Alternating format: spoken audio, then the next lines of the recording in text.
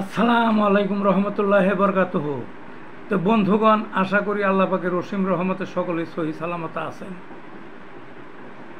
তো কবি Gazi Akkas Ali YouTube channel 017140885009 এর পক্ষ থেকে আপনাদের সকলের প্রতি রইল একান্ত আন্তরিক শুভেচ্ছা ও ভালোবাসা। তো বন্ধুগণ, আজকে আপনাদের সামনে হোমিওপ্যাথিকের চিকিৎসা নিয়ে কিছু আলাপ করব। সে আলাপটা হলো, সচরাচর কতিপয় রোগে হোমিওপ্যাথিক অতি সহজ চিকিৎসা। শিরোনামে আপনারা বুঝতে পারছেন কি? সচরাচর কতিপয় রোগে হোমিওপ্যাথিক অতি সহজ চিকিৎসা, অর্থাৎ সচরাচর মানুষের দেখা যায় এই রোগগুলি ব্যাপক হারে দেখা যায়, কিন্তু হোমিওপ্যাথিকের অতি সহজ চিকিৎসা আছে এই রোগগুলার, এবং সহজেই সারে। বুঝছেন না?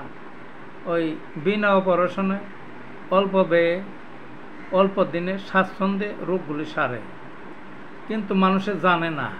না জানার কারণে তারা হোমিওপ্যাথিকের কাছে আসে না সাধারণত। সেই জন্য এটা জানানি দেওয়ার জন্যেই এই ভিডিওটা আমার। বুঝছেন না? যে যা হোক, কী রোগগুলি সচরাচর এখন দেখা যায়?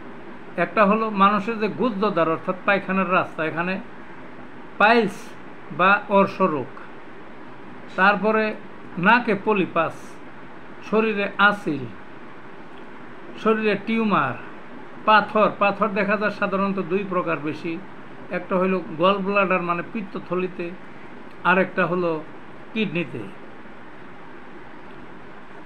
বিষ ব্যথা মানে যারা বৃদ্ধ লোক তারাই কইতে পারবে যে বিষ ব্যথা কারে হয়। রাত্রে ঘুম পাড়তে পারে না, ওরে রে বাবা রে চিৎকার। বুঝছেন না? নানান ধরনের বিষ, যে বিষই হোক। মহিলা সংক্রান্ত বিভিন্ন রোগ, ফোড়া, মুখে মাছের কাটা, স্নায়বিক ও শারীরিক দুর্বলতা যেটাকে বলে ক্যালসিয়ামের অভাব, গ্যাস্ট্রিক, স্মৃতিশক্তি হ্রাস বা বিলোপ হওয়া, আঘাত লাগে না মানুষের, পড়ে যায়, বাড়ি খায়, কতভাবে আঘাত লাগে সেগুলো, মাথা ঘোরা, মাথা ব্যথা, চর্মরোগ, আরও অনেক রোগেরই আছে। সব রোগেরই তো চিকিৎসা আছে, কিন্তু এই রোগগুলা দেখা যায় সচরাচর মানুষে ভোগে, কিন্তু দুঃখের বিষয় হোমিওপ্যাথিতে আসে না। কাজেই এটা আপনাদের কাছে আমি বললাম। কেন এই ভিডিওটা দিলাম মানে আপনারা জেনে নেন যে এই চিকিৎসাগুলি প্রত্যেকটা হোমিওপ্যাথিক ডাক্তারই জানে এবং অতি সহজ। সচরাচর সব হোমিওপ্যাথিকের ঘরেই এর মেডিসিন আছে। বুঝছেন না?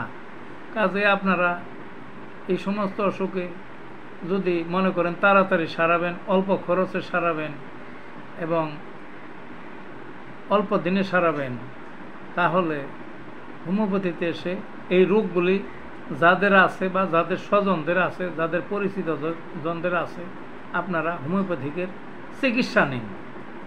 ধন্যবাদ।